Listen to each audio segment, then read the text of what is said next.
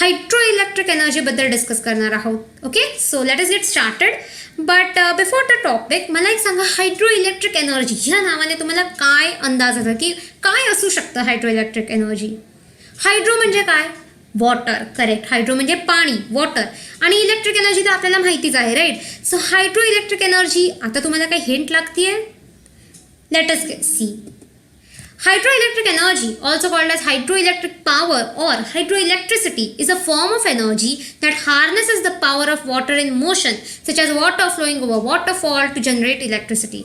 Okay, मी हे तिन्ही lines अगदी नीट एक्सप्लेन करेन. डोंट वरी, अजिबात टफ नाही आहे. हा टॉपिक खूप इझी आहे आणि खूप लहान टॉपिक आहे, सो तुम्हाला इझिली लक्षात राहील. ओके, सो पहिले 3 लाईन्स काय सांगतात? हायड्रोइलेक्ट्रिक एनर्जी, हायड्रोइलेक्ट्रिक पॉवर आणि हायड्रो इलेक्ट्रिसिटी, हे जे 3 वर्ड्स आहेत हे वन अँड द सेम आहेत. ओके, हे एकमेकांचे सिनॉनिम्स आहेत, सो यांना आलटून पलटून वापरू शकता तुम्ही. Don't get confuse. एक्झाममध्ये जर त्यांनी विचारलं की हायड्रो इलेक्ट्रिक पॉवर काय असतं, एक्सप्लेन करा, तर it is one and the same. Okay, so what is hydro electric energy? It is the form of energy that harnesses the power of water in motion. याचा अर्थ काय? जेव्हा water is in motion किंवा moving water जे असतं, त्या moving वॉटरमध्ये कायम एक स्पेसिफिक कायनेटिक एनर्जी असते. आणि नॉट जस्ट मुव्हिंग वॉटर, तुम्ही एक्झाम्पल घेऊ शकता वॉटरफॉलचं. इफ यू नो, वॉटरफॉलमध्ये काय होतं, पाणी एका स्पेसिफिक हाईटवरनं खाली पडतं, राईट? आणि जेव्हा ते पाणी पडत असतं तेव्हा त्याच्यामध्ये एक स्पेसिफिक वेलॉसिटी किंवा स्पीड असते.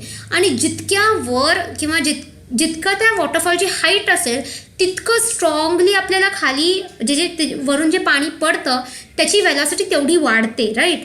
आणि ती वेलॉसिटी इज नथिंग बट ती वेलॉसिटी त्याच्यामध्ये कायनेटिक एनर्जी एम्बाईब करते.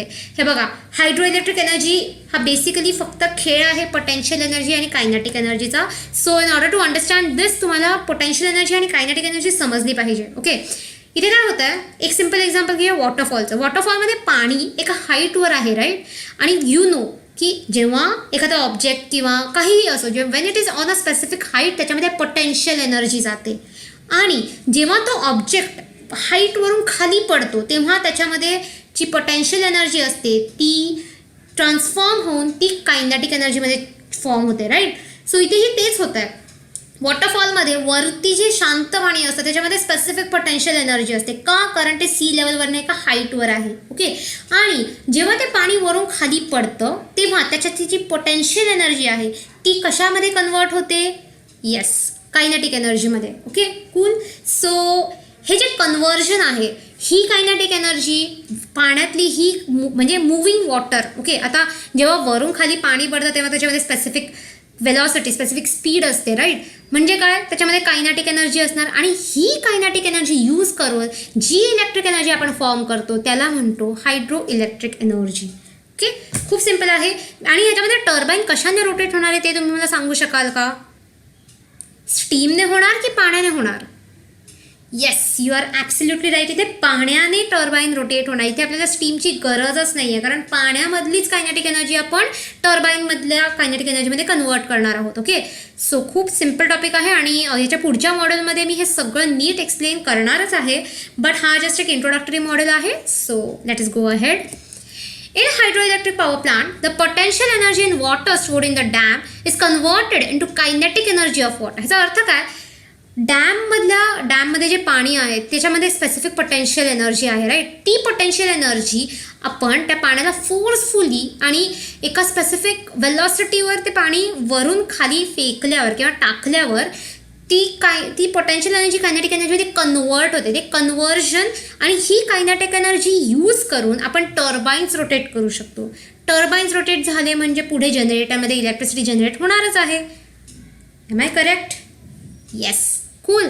सो आता तुम्हाला समजलं की पोटेन्शियल एनर्जी काय, कायनेटिक एनर्जी काय, आणि आपण हायड्रो इलेक्ट्रिक एनर्जी नक्की कशी जनरेट करतो.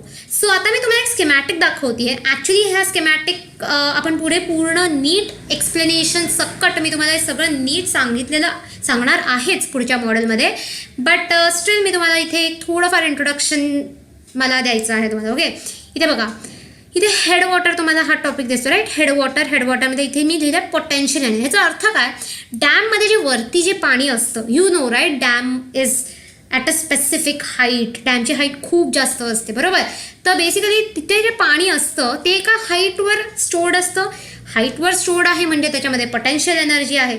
आता होतं काय, जेव्हा ते पाणी हेड म्हणजे जेव्हा ते पाणी त्या डॅमच्या टॉपवरनं पेनस्टॉकमधनं खाली येतं ना, तेव्हा त्याच्या पोटेन्शियल एनर्जीला आपण कन्वर्ट करतो कायनेटिक एनर्जीमध्ये. ओके, आणि you know right, potential energy व कायनेटिक एनर्जीमध्ये कन्वर्ट होते. त्याच्यानंतर ही जी कायनेटिक एनर्जी आहे, ही कायनेटिक एनर्जी यूज करून आपण खालचे टर्बाईन्स रोटेट करू.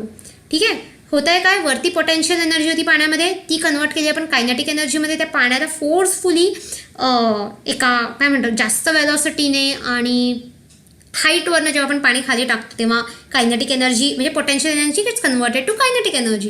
ही कायनेटिक एनर्जी यूज करून आपण त्या टर्बाईनला रोटेट करणार. सो इकडे ह्या पोझिशनला पोटेन्शियल एनर्जी ऑफ वॉटर आहे, ह्या पोझिशनला कायनेटिक एनर्जी ऑफ वॉटर आहे, ह्या पोझिशनला कायनेटिक एनर्जी ऑफ टर्बाईन आहे, which is nothing but mechanical energy. जसं तुम्ही बघितलं की जेव्हा टर्बाईन रोटेट होतं म्हणजे काय, ती कायनेटिक एनर्जी मेकॅनिकली एखाद्या ऑब्जेक्टला रोटेट करते, राईट. सो म्हणून तिथे मेकॅनिकल एनर्जी लिहिली आहे आणि ह्या रोटेशनमुळे जनरेटरमध्ये इलेक्ट्रिसिटी जनरेट होते.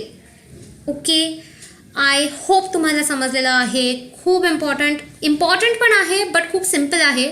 सो पुढच्या मॉड्यूलमध्ये ह्या सगळ्याबद्दल मी नीट एक्सप्लेनेशन करणारच आहे. So let us meet again.